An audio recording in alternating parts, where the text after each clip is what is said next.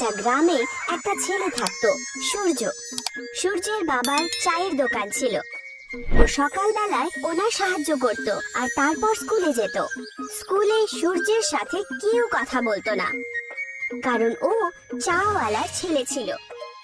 ও সবার সাথে কথা বলার চেষ্টা করত, বন্ধুদের গ্রুপে শামিল হতে চাইতো, কিন্তু কেউ তার সাথে কথা বলতো না। আর যদিও কথা বলার চেষ্টাও করত, তখন সবাই ওর নামে ঠাট্টা করত। এই, তোরা আমার সাথে কেউ ভিডিও গেম খেলবি? হ্যাঁ, আমি খেলবো।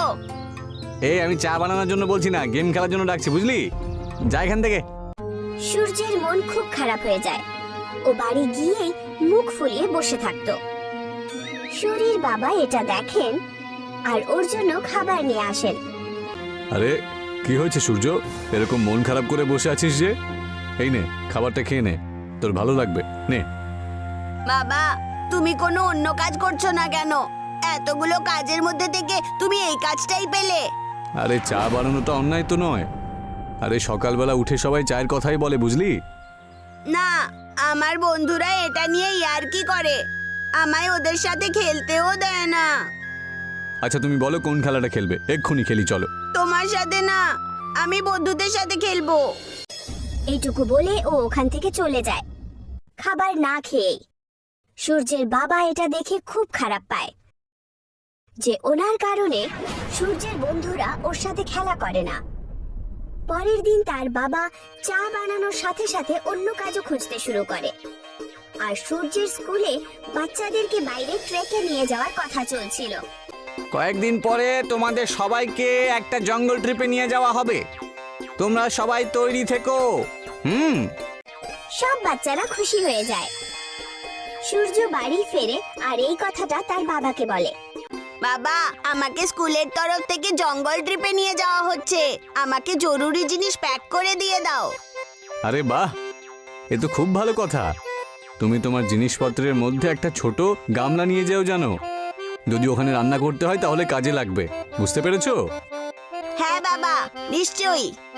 আর হ্যাঁ, তোমাকে আর একটা কথা বলে দিচ্ছি, আমি নতুন কাজ খুঁজছি। তোমাকে আর বন্ধুদের সামনে লজ্জিত হতে হবে না, বুঝতে পেরেছো? ওরা তোমার সাথে ভালো করে কথা বলবে, দেখো। সত্যি বাবা? হ্যাঁ। সূর্য হাসি খুশি ভাবে বাবাকে আলিঙ্গন করে। কিছুদিন পর জঙ্গল ট্রিপে যাওয়ার দিন চলে এলো। সব বাচ্চারা ওই জঙ্গলে পৌঁছে যাওয়ার পর ট্রেকিং শুরু করে দেয়। আমি তোমাদেরকে 4 জন করে গ্রুপে ভাগ করে দেব, যার মধ্যে একজন লিডারও থাকবে। আমরা সবাই একসাথে থাকবো আর নিজেদের কাজ করব। সবাই নিজেদের লিডারের কথা মানবে, বুঝতে পেরেছো? সবাই নিজেদের ব্যাগ নিয়ে ট্রেকিং শুরু করে। আরে, কাকে লিডার বানিয়ে দিল? ও তো চা বানানো ছাড়া কিছুই পারে না, দূর। সবাই হাসতে শুরু করে। সূর্যের মন খারাপ হয়ে যায়। কিছুক্ষণ হাঁটার পর আয়ান ক্লান্ত হয়ে পড়ে। ঠিক আছে, আমরা এখানে একটু আরাম করি, একটু আর কিছু খাবার দাবার খেয়েও নি। বাকি সবাইও মেনে যায় আর বসে পড়ে। না, আমরা থামতে পারবো না। যদি বসে পড়ি তাহলে লেট হয়ে যাবে। খুব তাড়াতাড়ি অন্ধকার হতে চলেছে। এই দেখো, লিডার হয়ে গেছে বলে আমাদেরকে হুকুম দিচ্ছে। হ্যাঁ, না, আমরা কোথাও যাব না। তুই যেতে চাইলে তুই একা যা। আমরা আমাদের খাবারটা খাওয়ার পরেই ট্রেকিং শুরু করব। তুই যা তো। সূর্যের বারণ করা সত্ত্বেও ওরা সবাই ওখানেই থেমে যায়। লিডার হওয়ার দরুন সূর্যও তাদেরকে ছেড়ে যায় না, ওখানেই থেমে যায় ওদের সাথে। কিছুক্ষণ পর টিচার আর বাকি বাচ্চারা এগিয়ে যায় আর ওরা সবাই পেছনে থেকে যায়। ওরা আরাম করে খাবার খাওয়ার পর আবার তাদের ট্রেকিং শুরু করে দেয়। কিন্তু খুব শীঘ্রই সূর্যাস্ত হয়ে যায় আর অন্ধকার হয়ে যায়। আরে, অন্ধকার হয়ে গেল এখন দেখছি। এখন তো রাস্তাও খুঁজে পাচ্ছি না। বাকি বাচ্চারাও ভয় পেয়ে যায়। কিছুক্ষণের মধ্যেই এরকম একটা মোড় আসে যেখান থেকে রাস্তা জানাটা মুশকিল হয়ে যায় আর ওদেরকে ওখানেই দাঁড়াতে হয়। এখন তো আমিও রাস্তা জানি না। আমার মনে হয় আমাদেরকে চিৎকার করা উচিত। সঙ্গে সঙ্গে 4 জন মিলে টিচার আর ক্লাসের অন্য বাচ্চাদেরকে ডাক দেয়, কিন্তু কিছুই হয় না। টিচার, টিচার, আরে কেউ শুনতে পাচ্ছ? আমরা হারিয়ে গেছি, কেউ আছে? সবাই চিৎকার করে, কিন্তু কোনো উত্তর পাওয়া যায় না। মনে হয় আমরা অনেক পিছিয়ে আছি। আমরা আগের রাস্তাও জানি না, তাহলে এখানেই দাঁড়িয়ে যাই। হতে পারে যদি এগিয়ে যাই তাহলে আমরা রাস্তাই ভুলে যাব। না, আমাদের চেষ্টা করতেই হবে, হয়তো আমরা ওখানে পৌঁছে যেতে পারি। অনেক রাত হয়ে গেছে তো, জানোয়ারেরও ভয় আছে, আর টিচার আমাদেরকে খুঁজতে খুঁজতে চলেই আসবে নিশ্চয়ই। আমাদের এখানেই দাঁড়ানো উচিত। সবার এটাই ঠিক মনে হয়, আর ওরা ওখানেই বসে পড়ে। কিন্তু কিছুক্ষণের মধ্যেই রাত হয়ে যায়, আর ঠান্ডা ঠান্ডা হাওয়া বইতে শুরু করে, আর ওদের কাছে বাঁচা খাবারও খুব কম ছিল। এখন তো আমাদের কাছে আর খাবার মতন একটুও খাবার নেই দেখছি, আর জলও শেষ। সেই জন্য আমি বলছি আমাদের চলে যাওয়া উচিত। আরে কিন্তু যাবো কোথায়? আমরা তো রাস্তাও জানি না। আমার তো খুব ভয় করছে, জন্তু জানোয়ার চলে এলে কি করব আমরা? আমার খুব শীত করছে। হ্যাঁ, আমারও। আমি আগুন জ্বালাচ্ছি। আর সবাই মিলে আগুন জ্বালায়। কিছুক্ষণ হওয়ার পর আগুন কম হতে শুরু করে। এবার কি করবো? এত ঠান্ডায় আগুন নিভে যাচ্ছে। আগুন যদি না জ্বলে তাহলে আমরা ঠান্ডাতেই মরে যাব। সূর্য কিছু একটা ভাবে আর বলে, আমার কাছে একটা আইডিয়া আছে। আমার কাছে বাসন আর চা পাতা আছে ব্যাগে।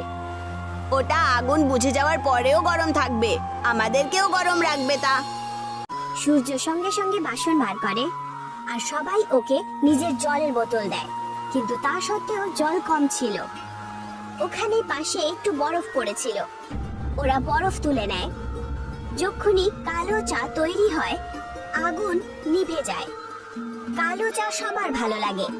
সেটা খাওয়ার পর সবাই প্রশংসাও করে, কিন্তু আয়ান চুপচাপ চাই খায়। কিছুক্ষণ পর তারা পাতা নড়ার আওয়াজ পায়। সবাই ভয় পেয়ে ওঠে আর গাছের দিকে তাকায়। তখন ওদের টিচারকে ওরা দেখতে পায়। সবাই শান্তির শ্বাস নেয়। ক্যাম্পে পৌঁছানোর পর যখন টিচার তাদের প্রশংসা করে, তখন আয়ান বলে যে ওরা সুরক্ষিত হয়েছে শুধু সূর্যের কারণে। আয়ানের মুখে এইটুকু শুনে সূর্য খুব খুশি হয়। সূর্যের বুদ্ধিমত্তার কাহিনী শুনে সবাই সূর্যের সাথে বন্ধুত্ব করে। যদি সূর্য চা বানাতে না জানতো তাহলে হয়তো ওরা সবাই তার সাথে বন্ধুত্ব করত না। আজ প্রথমবার সে চাওয়ালা হওয়ার দরুন গর্বিত মনে করছিল। পরের দিন ও হাসি খুশি নিজের বাবার কাছে যায় আর ওনাকে এই সমস্ত ঘটনা বলে। আরে এ তো খুব ভালো কথা। তাহলে একটা সুখবর আমার কাছেও আছে, আমি একটা কাজ খুঁজে নিয়েছি। সূর্য এটা শুনে অবাক আর উদাস হয়ে যায়। না বাবা, কাজ পাল্টানোর কোনো দরকার নেই। তুমি যাই কাজ করো সেটাই অনেক ভালো, আর কোনো কাজ ছোট বা বড় হয় না, এটা আমি বুঝতে পেরে গেছি। সূর্যের বাবা এটা শুনে খুশি হয়ে যান, আর পরের দিন থেকেই ও হাসি খুশি নিজের বাবার দোকানে সাহায্য করতে শুরু করে। আর যখনই ও স্কুলে পৌঁছায়, সবাই ওর সাথে দেখা করে ওর সাথে কথা বলতে শুরু করে। আর এখন ওরা সবাই সূর্যের সাথে খেলাধুলোও করে।